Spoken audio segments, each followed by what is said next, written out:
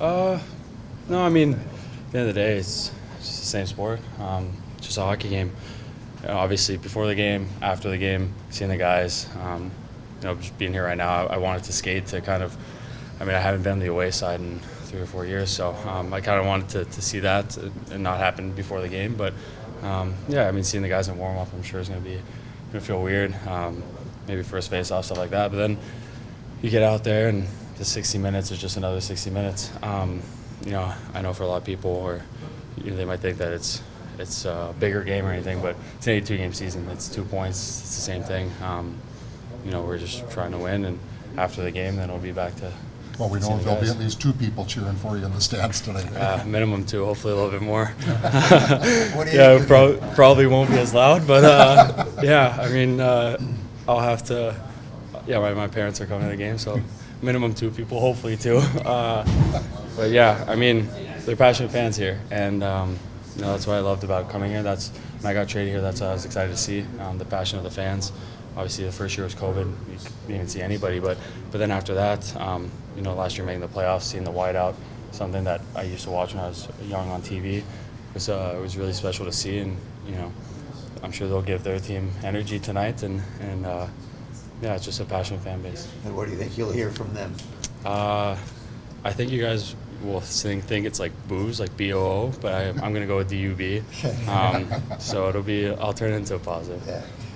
For those who maybe wonder, why didn't you want to stay? Sorry? Why didn't you want to stay? Yeah, I mean, like I said before, there's a lot of positives in my time here. The people I met, obviously being in the city with my parents, people in the city, fans, everything. There's a lot of positives, but it was at a point in my career and in my life where it's, I have to look further into just 1 year. If I was on a 5-year deal, and it would have been 5 years, and it's just the timing, the contract, the situation. I have to think of myself and the year 1, but also year 8 of the contract, and I felt like LA was a great fit, and I enjoyed my time in Winnipeg. And like I said, if I had a 5-year deal coming out of Columbus to Winnipeg, then it would have been 5 years. It's just the timing of it felt right. So what about LA? What does it give you that maybe Winnipeg and maybe even Columbus could not? Yeah, it's not necessarily what it can give me. When I looked at it, we talked to LA, the team, the fit, everything that comes with it. I felt like it was the right decision for me to make, and like I said, nothing but positives of Winnipeg. And like I've said before, people tend to think that he didn't like it or he didn't do, but it's just, as your life goes on, you sign an 8-year deal, you have to think of the 8 years of that contract, and for me, it just felt like LA was it.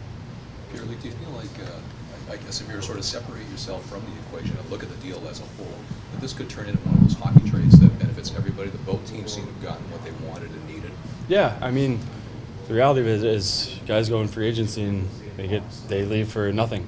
The Jets got 3 good players from the Kings, and you look at that roster now, and I haven't really followed much, but I'm sure they're doing well. I'm sure they're fitting in. I'm sure they're getting to know the guys. So, I think the Jets fans are happy that they got that in return instead of nothing. I think those guys will help the team for now and in the future, and I wish them nothing but the best. But yeah, it's that's just how it goes sometimes in the business. I'm happy the Jets got, I'm sure, what they wanted out of it. How important was it for you to at least give Chevy a short list that he could deal with teams so that the Jets wouldn't be put in a potentially even more difficult situation? Yeah, I mean, we worked with the team. That my agent and Chevy communicated, I think, well with each other to try to make something work. Like I said, every once in a while you see a guy just leave and the team doesn't get anything out of it. That's not the situation I wanted it. That's not how I wanted it to be. So my agent and Chevy did, I think, a good job in finding the right fit and the right return for Winnipeg. And like I said, I'm sure they're happy over there with what they got. Did you take notice of Hellebuck and Scheifele re-upping long-term there last weekend? Yeah, I was happy for them. When I saw the news, I texted both of them. I'm sure I'll see them after the game, or even if I get to talk, just say congrats and warm up. But yeah, I mean, it's good for the fans, good for the city. They're going to go down as 2 Winnipeg Jet greats, especially 2.0. But yeah, I mean, two great players, great people. You're happy whenever somebody that you go along with signs a contract like that, and that means they're happy. So I was very thrilled for both of them. Coach Bonas told us yesterday that he tried hard to convince you to stay. He talked to you a lot.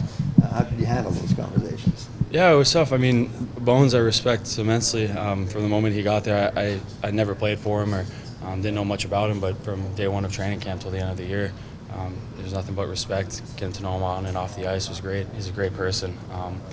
You know, you can see a family man in him, and any player can appreciate that. And you know, those conversations, you know, we tried to be as direct and as honest with each other as we could. And you know,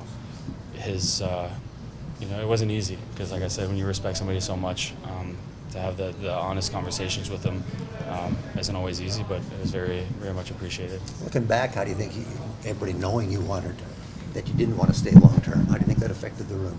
Looking back. Yeah, no, I think in hockey every year there's guys that, I mean, every team has guys 1 year contracts or 1 year left on their contract or 2 years left or whatever.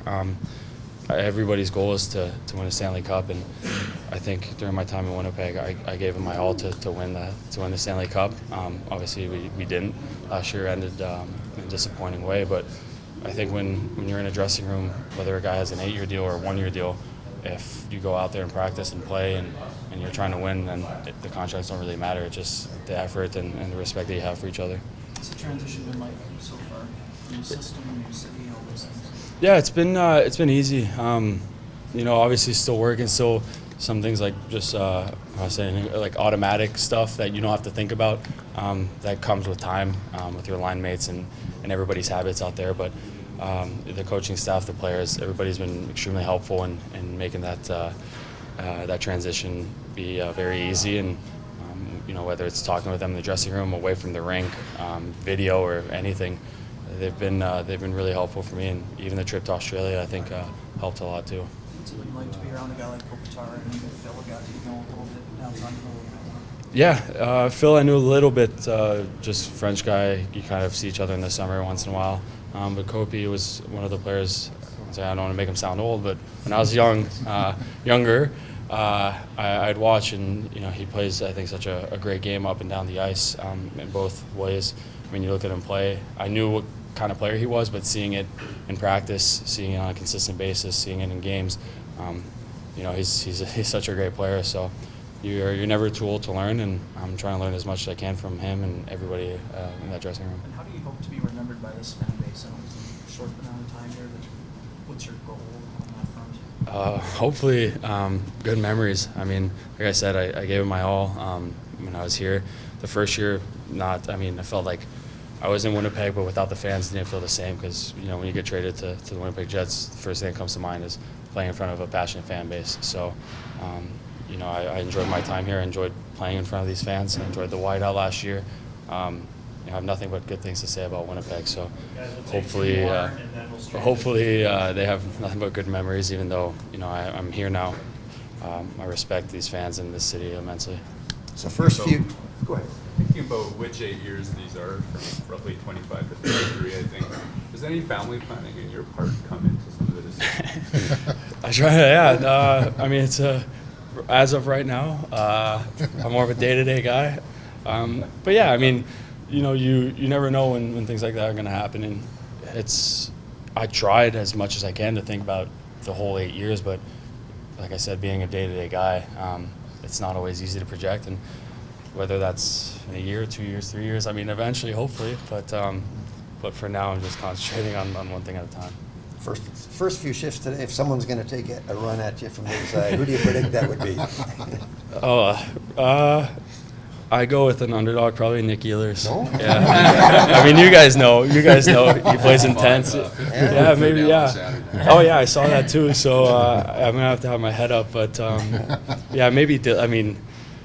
Maybe Dilly. He's. But I probably wouldn't mess with him too much. So, but yeah, I'm sure it'll be fun and weird at the same time out there tonight. And that first time you're in on the forecheck, do you have to almost tell yourself, okay, I'm allowed to really hit this guy? Yeah, I mean, like I said, playing against Columbus the first time was a little different because half the team was different from when I played them. Because the COVID year we didn't play Columbus, and then the next year feels like I think there was like 12 guys that were gone. but then this team is fresh and it's mostly all the same guys. So whether it's Schmitty, JMO, or anybody on the forecheck, I'm sure in warm up it's going to be really weird. I'm going to have a few laughs, but yeah, as the game goes on, it'll get more and more normal, and then when the game's over, it's back to just seeing them as friends. Enjoy it. Thank you. Thanks.